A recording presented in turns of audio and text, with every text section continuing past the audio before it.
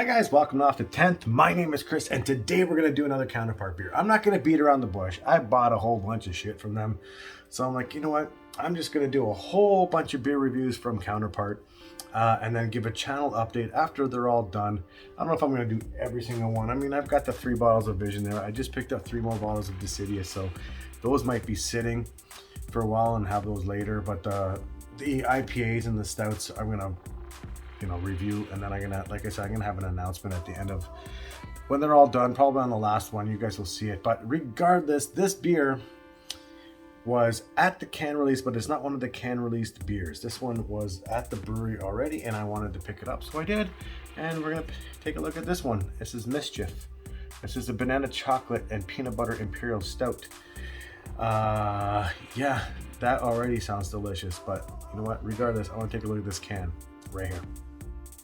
All right, like I said, from Counterpart Brewing out of Niagara Falls, Ontario, we're looking at Mischief. This would be a banana chocolate peanut butter imperial stout. That's coming in at 10.5% alcohol by volume. It's in a small little 355 milliliter can. 0 IBUs at the time of this review. And yeah, this is not a collaboration beer. They've been doing a lot of collaboration. Like I said, this one I found. I didn't find it was there already before the can release. I just didn't go and pick it up because I was kind of hoping it was still there, and it was. So I grabbed it, and yeah, I'm going to drink this one. Hopefully this one tastes fantastic. Hopefully this doesn't spill everywhere because I move it around everywhere. Yeah, of course it did. All right, putting it into the Counterpart Decidious glass. All right, so let this sit here for a second. I like the can art on this one. I don't know if you guys saw it. It looks awesome. I like it. Looks cool. I like the color scheme too. The yellow and brown. Always looks good. Alright, so it poured off. I was gonna say it poured off black, but as you could see when I was pouring it on the camera there, it wasn't totally 100% black. It is a light, like a dark brown towards the bottom. You could see the light coming through it as it was being poured, so it wasn't 100% pitch black, but regardless, it doesn't matter. The head on this beer, I'm trying to generate a little bit more head here on it. Oh, here we go. It's starting to come up now. Poured off now. Poured off with about a half finger of head. Off-white color, obviously. It's more of a sand, wet sand kind of look on this one. There you go. Let's take a smell. Oh my, okay. Please don't be fucking dried out peanut butter powder taste on this one. Please don't let it have it.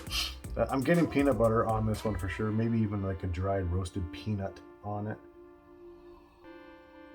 Yeah, there's definitely chocolate in this one that's coming through. But I'm not really picking up the banana on the scent. Hopefully it's on the taste, but yeah, a little bit of a coffee roastiness as well. But I don't know. I'm kind of hoping I'm not being set up for disappointment. We'll see. Anyway, cheers, guys. Let's drink it.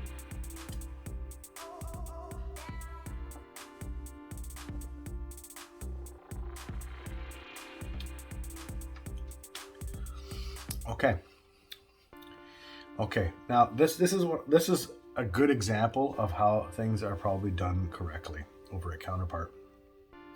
Let's talk about the mouthfeel and the body on this one first. The body and mouthfeel on this beer, it's drinking straight up medium. I kind of wish I had a bigger body at 10.5%. Yeah, kind of wish for that. Like I want to have a little bit more viscous, kind of more chewiness to it. But when you've got adjuncts like bananas and cocoa nibs, I think they're using in this one, and freaking peanut butter and all that stuff, you're gonna kind of thin it out. Yeah, especially if they're using real peanut butter. If they're using real peanut butter, it totally explains why I can't generate a head on this beer and the thinness, because that would just thin everything out. 10.5%. You can't tell. This is super dangerous. This is like drinking like it's, I want to say about 8% maybe. I'm not 100% sure how I would even judge that. I don't do blind beer reviews as like Joe does and all that stuff, but this one doesn't drink like it's 10.5%, that's for sure. So let's talk about what I taste on this beer. Okay, so the banana definitely comes through on the taste. The banana comes in right at the very beginning of this. Then you're hit with the chocolate. Actually, it's an actual order of what it is on the can. It goes banana, you get some chocolate on this one, and peanut butter, and then the stout part, the coffee right on the end. Everything goes in order, and it's really nice, and it's nicely balanced too. Do I wish there was a little bit more of certain things? I don't know.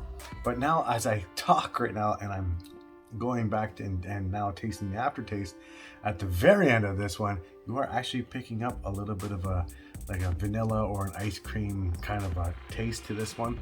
It said it was like that on Untapped, and I was like, oh, whatever. Usually I don't read that stuff. I was looking for the IBUs, and then now as I'm talking, I can actually taste a little bit of a vanilla hint on the very end. And yeah, it actually makes the beer even better. It drinks. It drinks sweet, a little bit sweet at the very beginning. Some people may find this a little bit too sweet, just giving you a heads up now. But for me, I really don't. Reason being is because you get some sweetness. The banana, the chocolate, there's just sweetness. The peanut butter is kind of giving me a little bit of a dryingness, or I don't want to say bitterness, but the coffee part of at the very end of it, the roastiness is giving me that bitterness. Just enough so that this beer isn't overly sweet. If it was overly sweet, that wouldn't really bother me anyway. I don't mind it if it's super sweet, because normally I don't drink one or two. I don't drink more than one of these in a sitting anyway. So with that being said, so it starts off like really sweet with the banana, then it goes and it keeps going sweet with the chocolate. The peanut butter starts bringing it down, and then that coffee roastiness kind of brings down that sweetness enough for you to enjoy it. And then as you talk and as I stare at you guys in the camera, I'm getting a little bit of a vanilla hint. Guys, Mischief from Counterpart is actually pretty freaking delicious. I want to let this warm up. I'm gonna, I didn't pour the whole thing in here. This is gonna be the last beer of my day today. I had a couple beers earlier. It is, later afternoon right now, and this is 10.5%. So this will be the last one for me today, especially that I gotta go work in the morning. But yeah, this is fantastic, guys. From Counterpart, like I said, Mischief, the banana chocolate peanut butter imperial stout is freaking delicious. It's a little bit pricey because of all the adjuncts and it being an imperial, but you know what, 1 or 2 can hopefully doesn't break the bank. Check this one out over at Counterpart. They did have a bunch of these left, so if you can get it, order it online. They'll deliver it, I think, I'm pretty sure. But anyway, I'm done. If you liked the video, guys, click the like button down below, on the thumbs up or whatever it is. If you want to subscribe, hit that notification bell, and I'll talk to you guys later. Thanks for watching. Bye-bye.